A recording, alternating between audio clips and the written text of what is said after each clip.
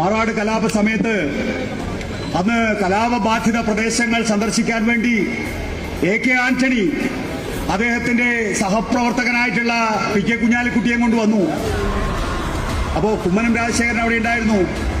ഹിന്ദു ഐക്യവേദിയുടെ സംസ്ഥാന കൺവീനറാണ് കുമ്മനം രാജശേഖരൻ.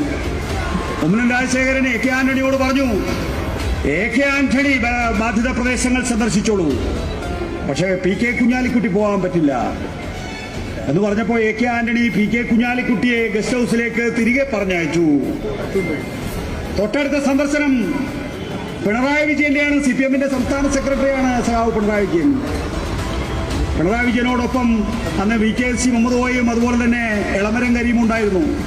രണ്ടുപേരും കോഴിക്കോട് ജില്ലയിലെ ജനപ്രതിനിധികളാണ്. ഈ രണ്ട് ജനപ്രതിനിധികളെ കൂട്ടിയിട്ടാണ് CPMന്റെ സംസ്ഥാന സെക്രട്ടറി ആയിട്ടുള്ള പിണറായി വിജയൻ പോയത്.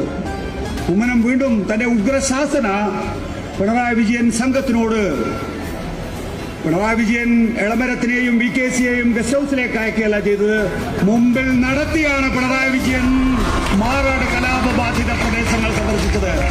ചങ്കൂറ്റം വേണം. രാഷ്ട്രീയ പ്രവർത്തനമാണ് നിങ്ങൾ നടത്തുന്നത്. നിങ്ങൾക്ക് കറകളഞ്ഞ മതേതര ഭാവം മനസ്സിലുണ്ടെങ്കിൽ, നിങ്ങൾ ഇച്ഛാശക്തിയോടാണ് മുന്നോട്ട് പോകുന്നതെങ്കിൽ ഒരു സംഘപരിവാർ കാരണം നിങ്ങളുടെ വഴി തടയാനാകില്ല. പിണറായി വിജയൻ തെളിയിച്ചു കൊടുത്തതാണ്.